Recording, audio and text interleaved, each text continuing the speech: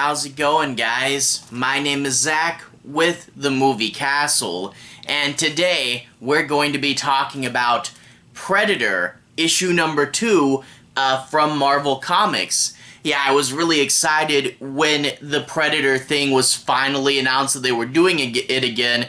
This book obviously faced huge delays, but we have issue 2 out now, and overall, the strengths of the first issue are still there, and I really like following this new character on her journey through the early days of space exploration and trying to hunt down these predators. A lot of what I really liked going into the first one, we get once again in this issue. The idea that her back is constantly against the wall, that she's constantly barely scraping by, barely keeping the ship together, yet she's on this mission to go and hunt predators, which is hard for a human to do, and especially when she's by herself in deep space. It's quite the challenge, and you really do root for her to win. In this issue, she crash lands her ship way too far away from the nearest settlement where she needs to go and get the parts to repair it. So she is going to have to struggle through the ice and the snow, and along the way encounter a few native inhabitants of this planet, which means more alien species as well, which is something that I always thought the Alien and Predator movies were missing. You know, it's always cool to see the Alien and Predators, and they still are the focus, but I really do like the idea of it's a big galaxy out there and seeing what other creatures inhabit it. And okay, yeah, it is kind of starting to feel like a Star Wars story, but still, I can't complain there. So yeah, really did like this issue, really kept up the stuff I liked from the first one, and yeah, trudging through a snow planet and just barely making it by, it's really cool stuff. And when she finally gets to where she's going, there's an interesting twist there as well, which I don't think I'll spoil, but overall, really did like this issue. If you guys want to hear a little bit more about it, if you guys want to see a little bit more of the story and a little bit more of the art, I'm going to switch to the close-up camera. No major spoilers, but if you want a little bit of a closer look at this thing, we're going to go to the close-up camera. Alright, here we are inside the castle taking a closer look at Marvel's Predator. This is issue number 2. Let's bring it closer to the camera. We can see once again $3.99 and parental advisory. And this is the main version of the cover. And overall, this is a pretty cool image. You get what they're going for, the slow-mo shot.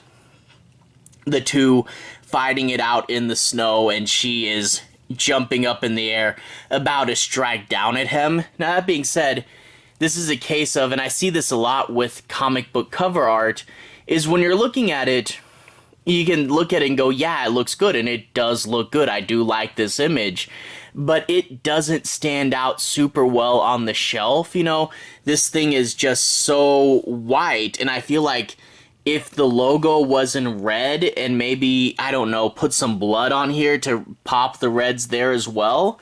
But overall, like, why I'm getting to this book review a little bit late is because last week this came out and I simply didn't see it on the shelves. And one of you guys in the comments told me it came out, and I was like, oh dang, I gotta go find it. And even looking where I knew it was supposed to be on the shelves, it took me a minute to see this. So yeah, I mean, it's a cool cover image. It's done really well, but you guys, it like... And I get this a lot of times with comic art, you know, I have to see it on the shelf, and the idea of these like minimalist logos or low-key designs that look really cool, yeah, I mean, they look cool, but you gotta be big, you gotta be eye-catching, you gotta throw in big words and, you know, vibrant colors, because I have to physically see the book to buy it, you know? So I do like the image, it just... Yeah, I don't know. It's a little too low key for me. I'm sorry, I didn't mean to rant, but yeah, it does blend into the shelf way too well.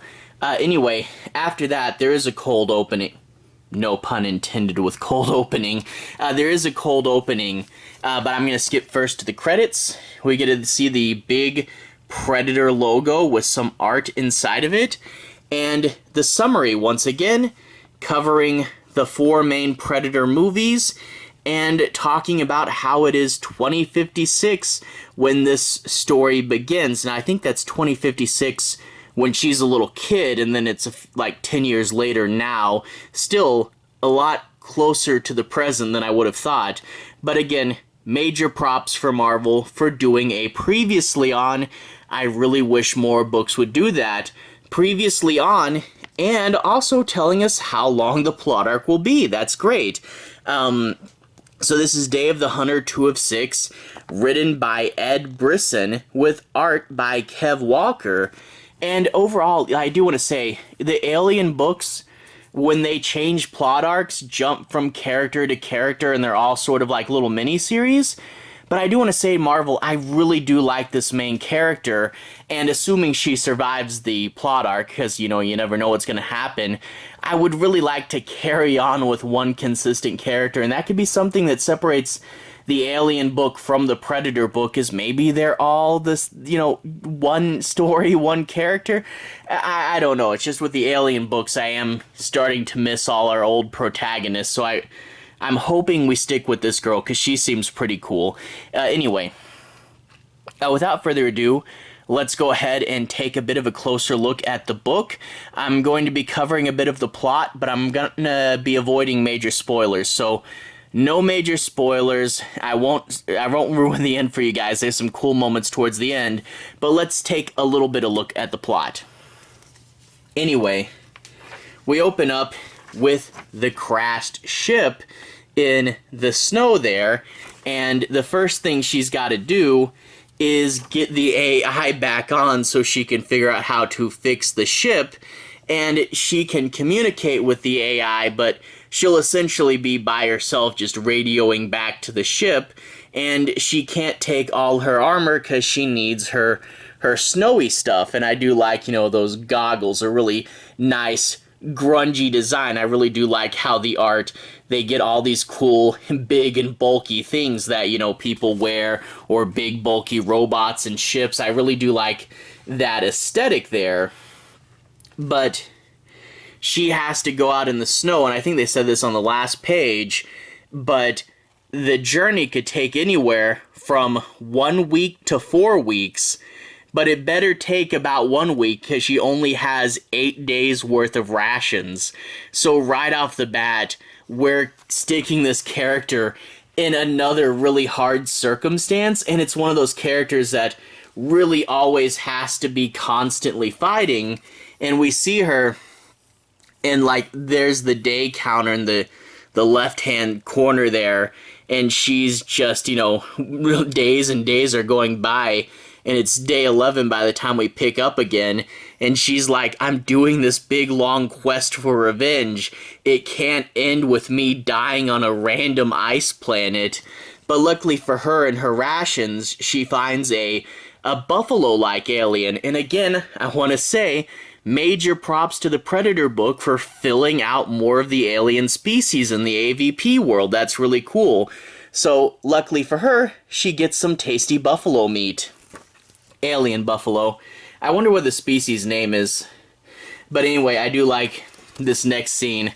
It's late at night, she's cooking it, and it's this like little electric cooker that looks like this big light. And she's cooking it when she has this dream. In the dream, her mom is blaming her for the Predator attack because she wandered off, and that would be something you really would have to deal with.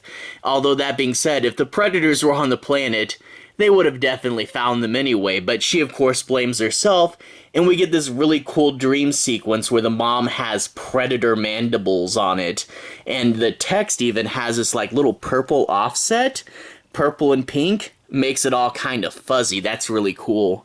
But anyway, she wakes up from her dream to find that her cooking has attracted the attention of some unwanted guest, and they crash into her with their speeder bike, and before she can get ready, they shoot at her and kind of pin her to this ice, and the guy goes up and is about to kill her, but they don't expect her to fight back, so she's going to get in this altercation with these raiders. And I really do like these guys. I mean, look at that design, you know, their heads, the armor, and again, a new alien species. And yeah, okay, at this point the book is feeling a little bit Star Wars, but I don't care. I like Star Wars, and anywhere I can get good Star Wars, right? But also I do like, you know, they talk in this kind of plain and not really broken English, but it's like the idea is, you know, they only learn a few English words, so they'll be communicating in relatively short bursts because they don't have a huge grasp on the language. But anyway, she's going to fight them off, and yeah, note how we're already at the staples, and the Predator hasn't shown up in the Predator book yet. And you know, that may seem like a weird thing to say. Now, I do want to say the Predator does show up, don't worry about that.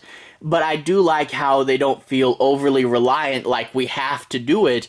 You know, this is issue 2, and for the most part, we're getting our protagonist story and getting to see other corners of the universe. You know, it's at the right level where they're not yanking the Predator away, but they're not feeling the need to constantly put the Predator on every single page. And it's, I think, the right balance, you know, keep the Predator more in the shadows, but definitely keep the Predator in the book, and I think they're at the right balance here. And I don't want to say what happens, but let's just say the next place in her journey, she does get an interesting surprise, and it has some really good atmosphere I like in the way that they introduce the Predator into this last section of the book. Really good and really creepy. And yeah, the Predator is action, but it's also horror, and keep the Predator creepy, you know? So, yeah, it's a little bit Predator light, this issue, but it is still there, and they're using it in a good way. But if you just want to see the Predator mash stuff up, you may have to wait to issue 3. But overall, I really do like this book. I really do like this character. I really love her constantly battling, trying to get what she wants, and always on the edge the whole time, and going out and exploring the galaxy. And yeah, okay, I am curious if being too Star Wars is a bad thing for you guys, because yeah, I know the Predator and Star Wars are different franchises, but when you're getting to the point where they are going out into space, and we know that the Predators hunt things all over the galaxy, that would imply there are other species.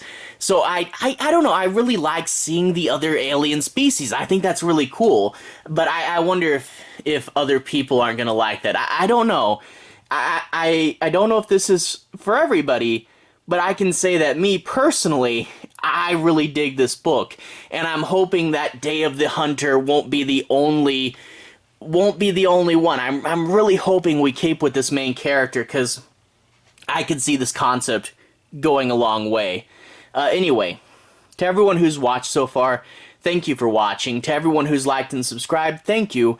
You really are helping the channel out. I'll leave a relevant playlist on the bottom.